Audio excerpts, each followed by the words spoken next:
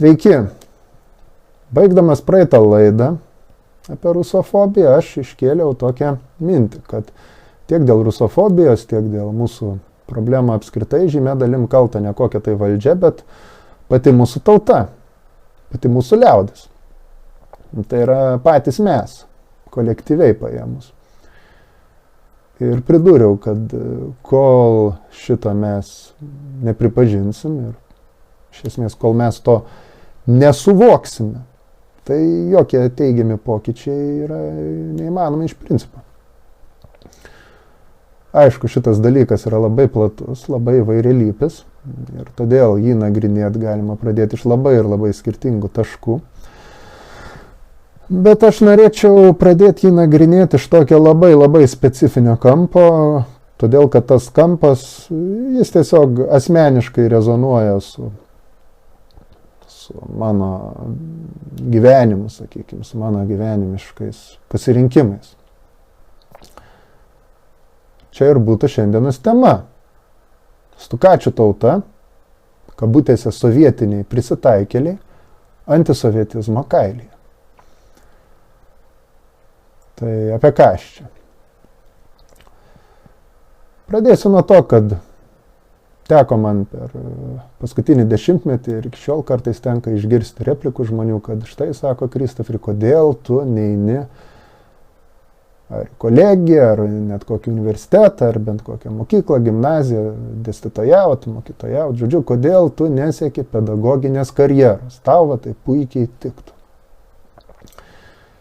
Prisipažinsiu, kad man labai patiktų užsiimti profesionaliai tokia veikla. Aš manau, kad tai man tiktų ir kad aš galėčiau tokiu būdu padaryti teigiamą indėlį į mūsų tąją Lietuvos visuomenę. Bet tačiau aš šito nedarau ir atsižvelgiant į esamą bei, manyčiau, būsimą socialinę politinę padėtį, aš ir net nesiruošiu to bandyti daryti. Ir tai mano pasirinkimas, dėl kurio aš nieko nekaltinu, taip sakant, pats kaip pasikloju, taip ir išsimiegu. Bet kodėl aš taip pat net nebandau? O nebandau todėl, kad manau, jog net jeigu aš būčiau priimtas į vienokią ar kitokią pedagoginio darbo poziciją, tas mano darbas būtų labai trumpalaikis, nes baigtųsi išmetimu. Ir išmetimu ne dėl kažkokios tai baisios valdžios, o dėl taip vadinamų aktyvių, pilietiškų ir panašiai studentų, moksleivių, ar tiesiog bendradarbių, kolegų. Ir šį savo išankstinį nusistatymą, sakykime, grindžiu daugybę pavyzdžių, kurie Lietuvoje įvyko per paskutinį dešimtmetį. Ir iš tų pavyzdžių aš pateiksiu tik tai 2 atvejus, pabrėždamas, kad jų labai daug ir nebejoju, kad ir jūs žiūrovai, jūs klausytojai tokių žinosit, nebejoju, kad spaudoj būsit perskaitę, kad ir asmeniškai gal pažinosit tokių istorijų herojus, bet aš išskirsiu tik tai 2 atvejus. Vieną, kur iš spaudos žinau, o kitą, kur pažįstu istorijos, taip sakant, herojų asmeniškai. Tai pirma istorija. Prieš daugiau kaip 10 metų, dar kai buvo ką tik įvykęs valstybės perversmas Ukrainoje, Maidanas, taip vadinamas, vienoje Kauno gimnazijoje mokytojavo toksai Laisvūnas Muralis. Dirbo jisai informatikos mokytoju. Savo, kaip suprantu, politinių pažiūrų visiškai nekišdavo niekur ir niekam. Ir pagaliau jo dėstomas dalykas – informatika. Tai grinai techninio pobūdžio dalykas, jis neturi nieko bendro su politinė tematika, savaime bent jau paėmus. O bet tačiau, Laisvūnas Muralis, laisvų nuo darbo laiku, veidaknygėje, dalindavosi medžiaga, kuri, sakykime, kritiškai nušvietė tą Maidano perversmą ir išreiškė jo neigiamą nusistatymą. Tiek tuometės Ukrainos valdžios atžvilgių, tiek parodant ir neonacijų, neofašistų vaidmenį minėtame Maidano perversme. Ir kas įvyko? Labai greitai kai kurie iš jo mokinių kreipėsi į žiniasklaidą ir buvo paskleistas skandalas, kad štai, kaip čia gali būti, kad mokytojas mokykloje yra va tokių pažiūrų. Čia jokių būdų šito negalima leisti, jokių būdų šito negalima toleruoti. Žodžiu, pakilo didžiausias vajus, ko pasiekoja. Muralis buvo iškviestas ant kilimėlio ir pats pasiprašė atleidžiamas iš darbo. Daugiau ten tų visų niuansų, peripetijų aš nežinau. Tik matyti dabar, pasigūglinus, taip sakant, vardą pavardę, kad čia žmogus visiškai dingo iš tos viešos skaitmeninės erdvės. Ką jis dabar daro, ką jis veikia, aš net neįsivaizduoju. Tiesiog faktas, kad žmogus dirbo mokytoju, dirbo darbą greičiausiai visiškai normaliai, išdirbo ten 8 metus ir visa tai buvo nutraukta grinai dėl jo politinių pažiūrų, kurias jis tiesiog dalinasi tokia, sakyčiau, pasyvia forma socialiniam tinkle, daugiau jis nieko nedarė, nieko. O dabar antras pavyzdys, tai profesorius, filosofas Algirdas Degutis. Mykolo Riomerio buvo universiteto darbuotojas ilgametis. Tai panašiai istorija. Ilgus metus pats buvo neoliberalios šitos, sakykime, politikos gerbėjų ir šalininkų. Pats bendradarbiavo Sorošo atviros visuomenės fonde. Bet visgi bėgant laikui matė, kad tai, kas deklaruojama ir tai, kas žadėta, yra viena, tai, kas realiai išsirutuliavo toj mūsų Lietuvoje ir ne tik yra visiškai kas kita. Ir pradėjo kritiškai tą žiūrėti. Ir kai įvyko Ukrainoje tas pats minėtas Maidanas, jis irgi viešai išsakė savo kritišką nusistatymą. Ryšium su kuo irgi buvo tik šįsyk ne mokinių, o savo bendradarbių, savo kolegų, vardų pavardžių čia neminėsiu, užanspauduotas kaip prorusiškas, kaip nelojalus, kaip blogas, žodžiu, vatnikas, grynas vatnikas. Ir jo kaip profesoriaus universiteto karjera tuo ir labai greitai pasibaigė. Sakau, pavyzdžių dar labai daug. Dabar vien kalbėdamas atsimenu dar vieną internete dabar besireiškinti žmogų. Andrių Martinko. Irgi filosofas, irgi žmogus mokslo daktaro laipsnį įgijęs. Irgi dirbo pedagoginį darbą kuo puikiausiai. Ir irgi išėstas dėl analogiškų priežasčių. Ir aš noriu pabrėžti, kad minėti žmonės tokiam idėjiniam, ideologiniam plane, jie net nėra mano vienaminčiai. Veikiau, ypač Martinkus, jie yra dešiniųjų pažiūrų. Bet jie tiesiog nepalaikė tos patologinės rusofobijos.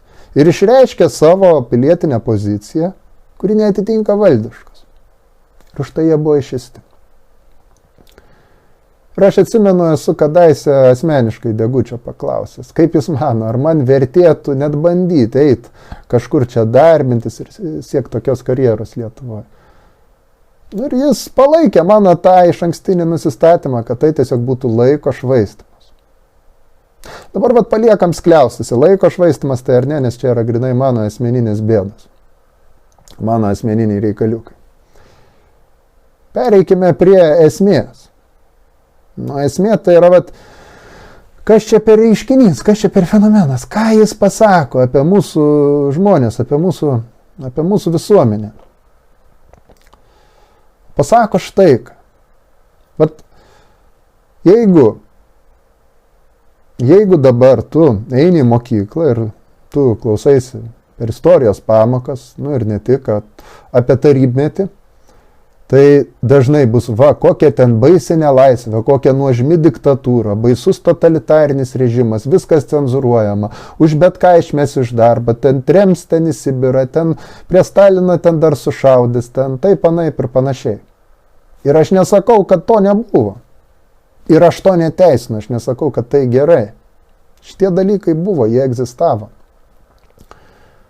Bet visas reikalas yra tas, kad šiandien tie, kurie labiausiai nekenčia Tarybų sąjungos, kurie labiausiai nekenčia socializmo, komunizmo, apskritai ir tos tarybinės sistemos ir ideologijos konkrečiai, nu ir tame tarpe Rusijos ir Rusų, tai jie patys yra grinai tokio, kabutėse, sovietinio tipo stukačiai arba ožiai, kriminalinių žargonų šnekant, fanatikai, ir pasakyčiau elementarūs niekšai. Nes tai yra žmonės, kurie gyvena pastovioje baimėje, kurie nesupranta, ką reiškia pažiūros kažkokios, ką reiškia idealai, ką reiškia principai, aplamai pilietinė pozicija kaip tokia. Jie tik supranta taip. Yra geras ponas caras, arba blogas ponas caras, bet mes nedrįsim pasakyti akis, kad jis blogas, mes bučiuosim jam tam tikrą vietą. Ir reikia jam ir jos svitai įsiteikti, kad įgyti gerą šiltą tarnybinę vietelę, susitvarkyti gyvenimą.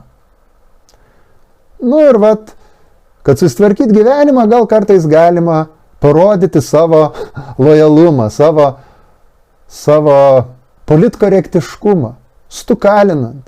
Tai yra įskundžiant tuos, kurie yra nelojalūs, tuos, kurie yra nekorektiški, neteisingi. Tais laikais tai būdavo tikri ar tariami liaudės priešai, tikri ar tariami antitarybininkai, tikri ar tariami miškinių ten rėmėjai, simpatikai ir panašus. Šiais laikais tai yra vadinamieji vatnikai.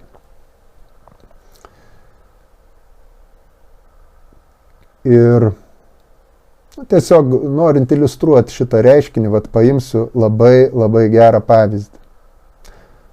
Kad suprastume, jog tai nėra išimtinai tarybmečio kažkoks dalykas. Tai, apskritai, tai buvo ir tarybmečių, tai buvo ir smetonmečių, tai buvo ir prie caro, tai greičiausiai visose istorinėse epochose buvo. Tiesiog tarybmetis išsiskyrė tuo, kad jis pagimdė itin didelę kritinę masę, tokių konformistų, tokių prisitaikėlių ir niekšų, kurie mums liko, mums tai yra ir lietuviams, ir apskritai potarybiniai tai erdvėj liko kaip palikimas tam tikras iki šių dienų. Tai buvo tokia poetė Valerija Vilsiūnienė. Jis save pozicionuoti bandė kaip antrą Salomėją Nėrį, realiai tokia epigonė Salomėjos Nėries. Stengiasi atkurti, atkartoti daugelį jos kūrybos motyvų. Rašė patriotinę ir socialistinio realizmo tematiką. Mažai kas ją šiais laikais žino ir skirtingai nei daugelio tarybinių laikų rašytojų atvejais, kai sakyčiau, kad tai yra iš tikrųjų didelis praradimas, tai čia didelio praradimo aš nematau. Bet yra jos 2 tomeliai raštai išėję tarybmečių ir kuo jinai čia mums įdomi ir aktuali. Tai įdomi ir aktuali tuo, kad kai valdė Smetona, ji buvo tautininkų partijos narė. ir irgi rašė tai, kas tiko tuometiai tautininkų valdžiai. Jokio komunizmo, jokio socializmo nebuvo absoliučiai pas ją. O bet tačiau, kai Smetona buvo nuverstas ir Lietuva tapo LTSR, ji greit buvo paimta už pakarpos saugumo ir imta, taip sakant, perverbuot į priešingą pusę. Ir, kaip pasakyti, jie labai sėkmingai adaptavosi prie naujų šeimininkų, kai prasidėjo karas vokiečiam užpuolus TSRS, Vilsiūnienė pabėgo į Tarybų sąjungos gelmes, išliko saugi, o pokario metais ji sėkmingai stukalino ar skundė žmonės, kurie tikrai ar tariamai simpatizavo ar palaikė miškinius. Žodžiu, antitarybinį ginkluotą pogrindį tuo metu. Ir labai daug pasakanti detalė yra, kad ji stukačino, kabutėse, tame tarpe ir Kazį Borutą, kuris realiai su miškiniais neturėjo ničnieko bendro, bet kuris pokario metais turėjo atsėdėti kalėjime pagal absurdišką bylą antitarybinės atseit jo veiklos. Nežiūrint to, kad Boruta pats buvo iš tikrųjų idėjinis kairysis. Smetonos laikais buvo valdžios priešininkas. Jis tada sėdėjo kalėjime už savo pažiūras. Jis tada skleidė kairiąsias idėjas, kritikavo buožių, ponų, alapatriotų kabutėse valdžią. Bet ir tarybiniais laikais jis liko neparankus, paprasčiausiai todėl, kad jis niekam nebučiuodavo į tam tikrą vietelę. O Vilsiūnienė, pati buvusi antikomunistė, stukačino Borutą ir šitas buvo pasiųstas žmogus už grotų. Tai Vilsiūnienės šita asmenybė, apie kurią aš detaliau sužinojau, skaitydamas amžinatilsio Vytauto Petkevičiaus atsiminimus, prakeiktieji ir pateptieji, jis puikiai iliustruoja šitą tipažą. Tiesiog tobulai. Ir šitas tipažas be abejo tai yra visiškas vergas. Visiškas dvasios vergas. Toks agresyvus, piktybinis. Ir tarybinių laikų subujojo šitas tipažas. Reikia pripažinti, todėl kad stalininiu laikotarpiu taip represuojant visuomenę tiesiog buvo sudarytos sąlygos, kurios skatino tokį niekšišką prisitaikėliškumą. Ir tokie patys žmonės ėjo į sąjūdžius visokius. Tokie patys žmonės kūrė atseit nepriklausomybę. Tokie patys žmonės tapo naujos vadinamos nepriklausomos Lietuvos elito nariais, elito vadinamo atstovais. Galvokim, nebereikalo. Algirdas Mykolas Brazauskas per socdemų suvažiavimą 2000 metais leptelėjo, kad viskas buvo tvarkoj, sako, su ta LKP. 3-5% buvo tikrų idėjinių komunistų, o daugiau, sako, daugiau buvo normalų žmonės. Normalūs, jie tiesiog dirbo savo darbą ir suprato, kaip veikia realus gyvenimas. Tai čia ir buvo prisitaikėliai, konformistai, miesčionys. Aišku, tikrai ne visi tokie piktybiniai kaip Vilsiūnienė, bet, manau, mintį supratote. Ir bėda yra ta, kad pas mus Lietuvoje, pabrėšiu lygiai taip pat kaip Rusijoje, čia nekenčiamoje, yra labai daug tokių žmonių, kurie nežino, ką reiškia savas pažiūros, kurie nežino, ką reiškia idealai, kurie nežino, ką reiškia pilietiškumas, kurie nežino elementariai, ką reiškia būti žmogumi ir turėti stuburą ir atstovėti už savo įsitikinimus. Ką reiškia paprasčiausiai dirbti kažką, kai tu žinai, kad niekas ten iš viršaus tavęs nepalaikys, kad tu negausi grantų, tu negausi pinigėlių, tu negausi ten kažkokių ten diplomų ir pagiriamųjų raštų, kad tu turėsi imt ir irtis prieš srovę, kad tu turėsi kovoti. Jie to nesupranta. Jie tik žino, kaip bučiuoti tam tikrą vietelę. Ir šitokių veikėjų, kurių pilnos visos partijos, pilnos valstybinės tarnybos, pilnos visokios ten savivaldybių įmonės, pilnos ten kultūros ministerijos ir kultūrininkų ten protestai ir visokie univerai, visokios kolegijos ir taip toliau. Va šitokie žmonės ir yra. Ir yra problema. Ir labai naivu manyti, kad dabar, kadangi gyvenam tokiom pusiau šiltnamio sąlygom, kad nieko baisaus nevyksta ir čia didelio pavojaus nėra. Bet tačiau, kai mus pasieks tragiški įvykiai, apie kuriuos vis kalbu ir vis kalbėsiu, tai aš pilnai matau pagrindą